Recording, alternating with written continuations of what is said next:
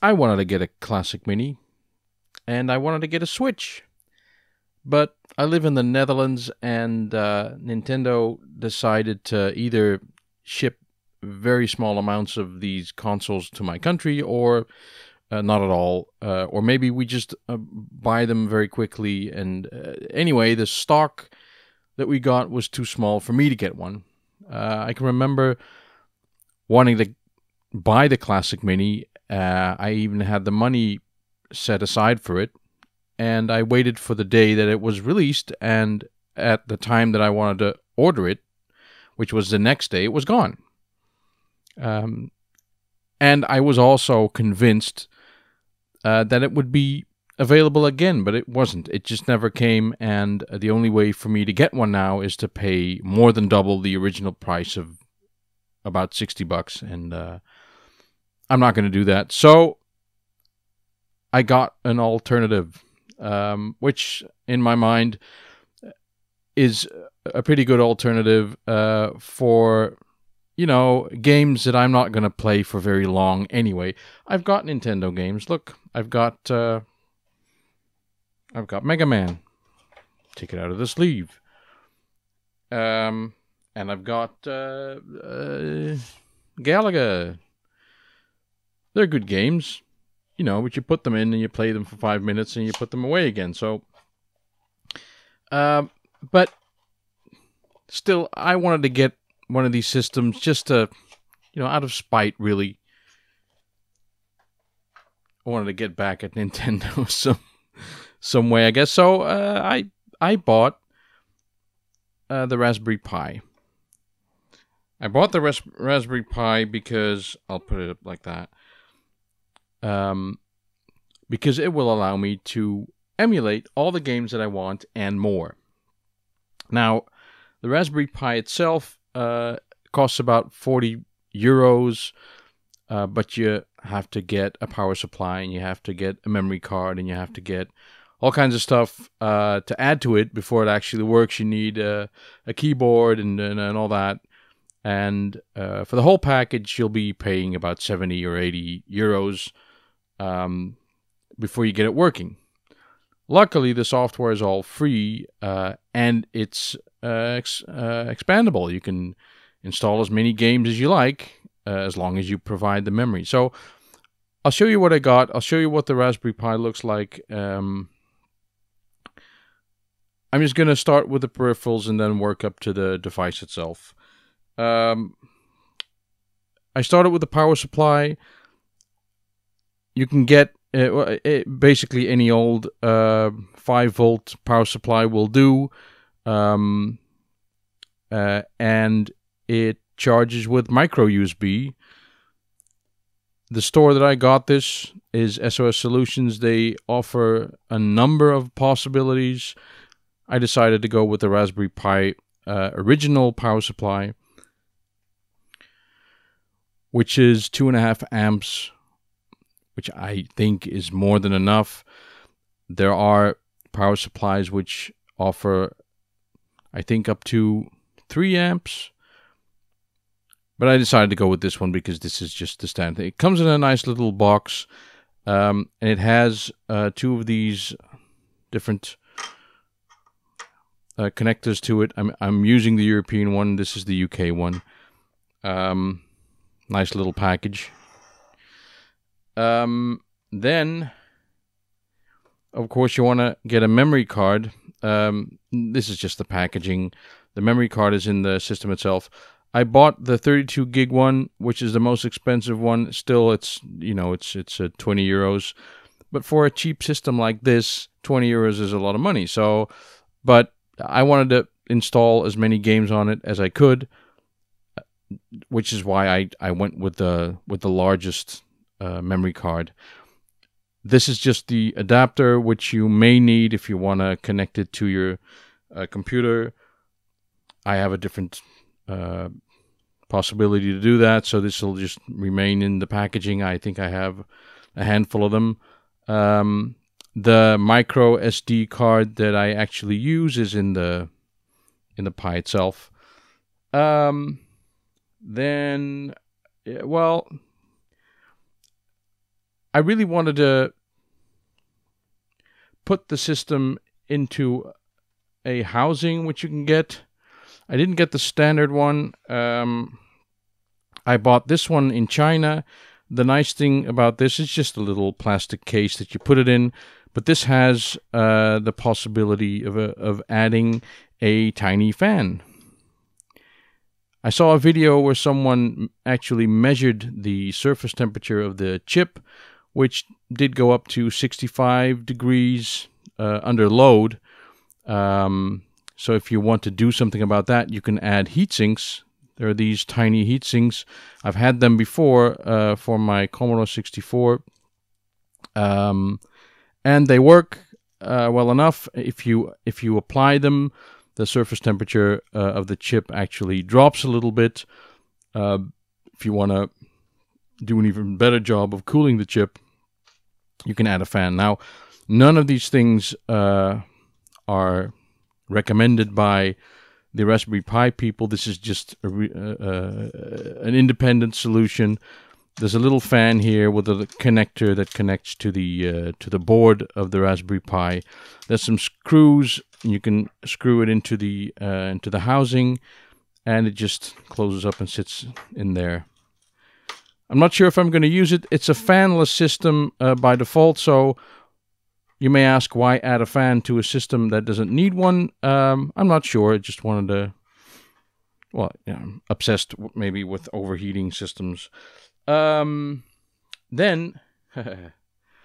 I got this from a friend. I got this from Mark, Lactobacillus. Gave this to me. This is a little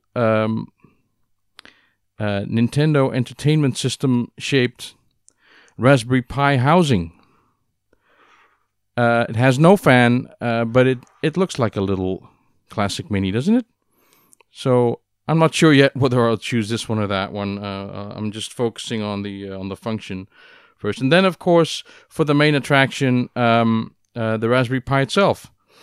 I ordered the one that comes in an envelope. It came in a padded envelope, and it had this little this little bag around it, which is sturdy, but I noticed that there was quite an imprint of the electronics in the paper itself. But the Raspberry Pi, it came out nice and dandy, and there it is. As you can see, it has a number of connectors. On the bottom side is the connector for the 32 gig micro SD, and then there is the HDMI port. There is the power jack. Here is an Ethernet connector. There are 4 USB ports. I believe, although I'm not very sure, that there is a Wi-Fi and Bluetooth on this board, and I believe that these are the components that do that. I don't have Wi-Fi in here, so I just use a little cable. So next to this, I'm going to need an HDMI cable. I'm going to have to, I didn't put it in here, the power supply, but talked about that. And I'm going to have to connect the controller, which I have here. It's a 360 controller, which is wired. I'm pretty sure that you can connect a wireless one as well. I haven't even tried that. But this is it. This is the entire setup. Well, you're going to, at one point, need a keyboard as well. So it doesn't even fit in the picture. The keyboard is larger than everything in the picture, but I got that at the thrift store. It's the smallest keyboard I could find there for $6. You needed to do the configuration. Let me get it out of the picture. Because underneath it's still just a Linux system, and you can notice that when you boot it and when you go into the prompt and everything, you can just see it's a Unix system. Just for the sake of completeness, let me put the Ethernet cable in there. So this is the entire thing. This is the Raspberry Pi, and with this, I can do all the Nintendo classic gaming, PC Engine, MAME, everything. I can do everything with this, and I'm pretty happy that I have this. It's very small. It's going to sit on my desk. I can just turn it on, play it, and have it permanently connected to my system, and it's all good. So this is it. I've put it together. I've gone with the black version just because it's more complete, and the Pytendo case that I have here as well, it's got a broken one of the legs is broken. It came that way, so I'll have to glue that together first. And although it looks cool and I want to try it out, maybe I'll just put it in to give an idea of what it looks like. I'm just going ahead with the black one first, also because it has a space for the fan. I haven't put the heat sinks in yet, but the board just sits in here. Take it out for a moment. This is the bottom side. As you can see, it has some holes. You can hang it up on the wall even. It's quite versatile. It has some plastic legs that you can sit it in so that it sits in place.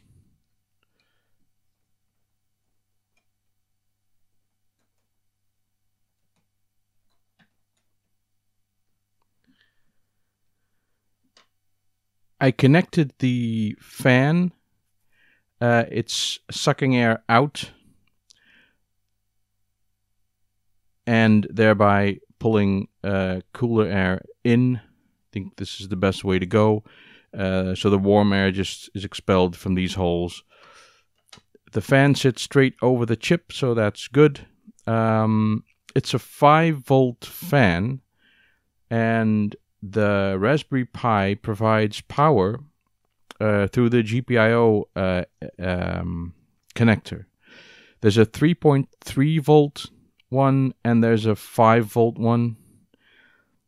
Pins 2 and 3. No, 1, 2.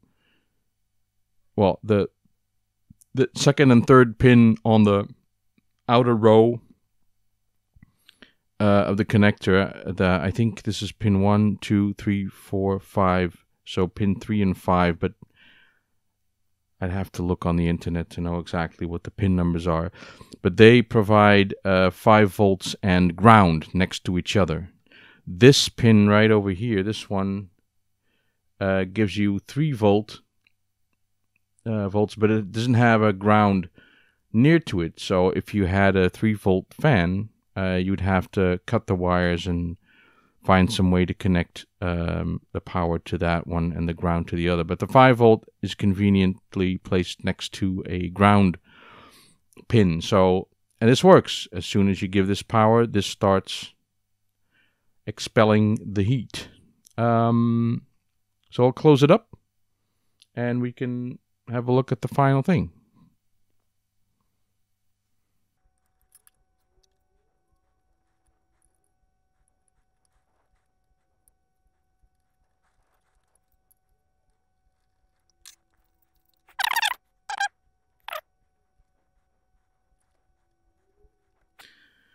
Okay, that's it. Looking nice. Now let's connect it up and see how that looks. I can't connect power now because the lead's too short, but this is what it would look like. I'm using wired Ethernet connection. This is optional when you have a Wi-Fi signal. I don't in this room, so I use this. And even at that, you don't need an internet connection for normal operation, so it would actually just look like this. I don't have the keyboard connected, and I haven't installed the heat sinks yet. I just want to see how this works, because I think this will do a lot of good already, and I can always add the heatsink afterwards. So let's have a look at what it looks like when you boot it up.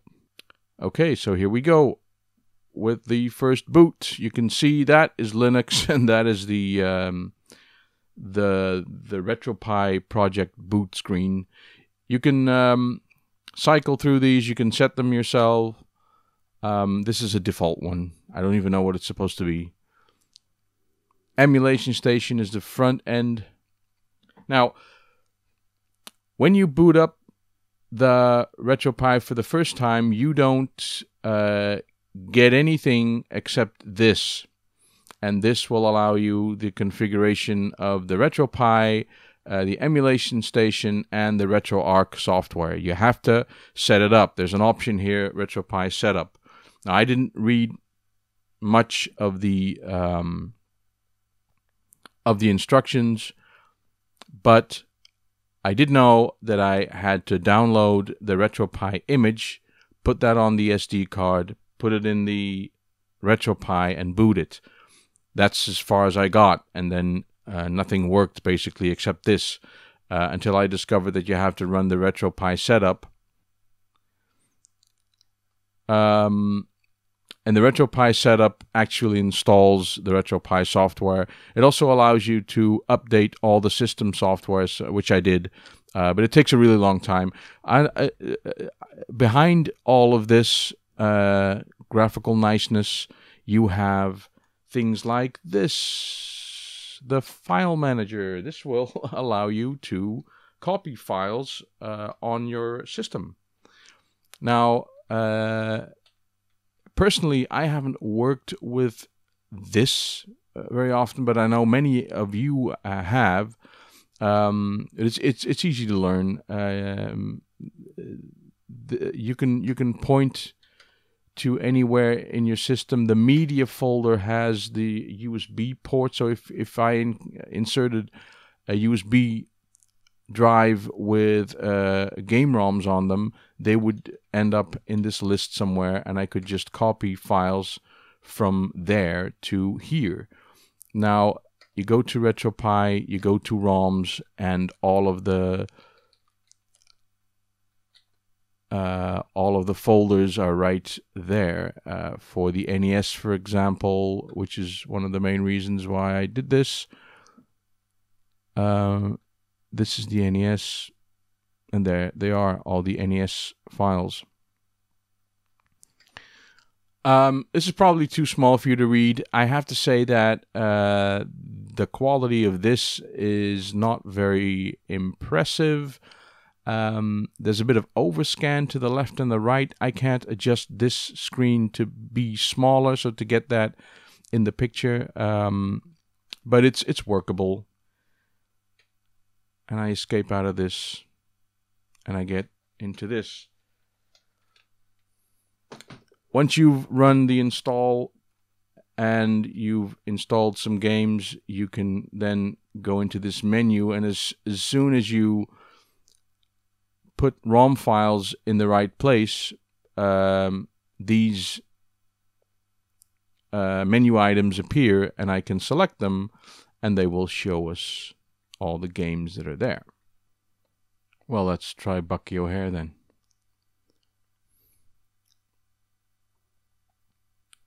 There we go.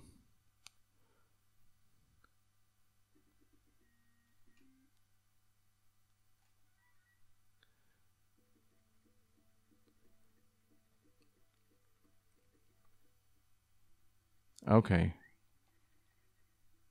There we go. Oh.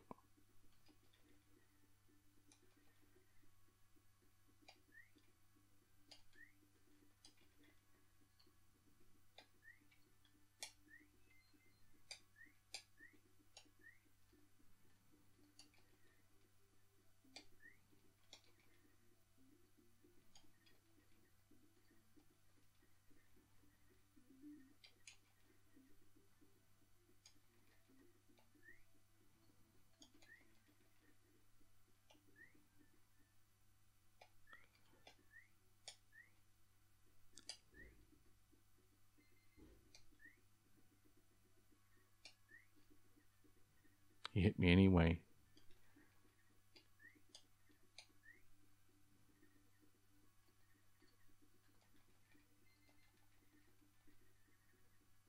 being hit by everything on my path.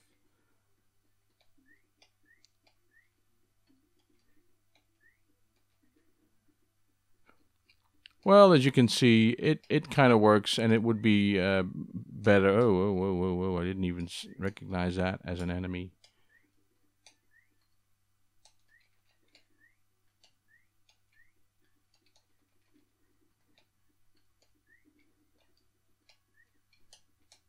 Yeah, this is a good game.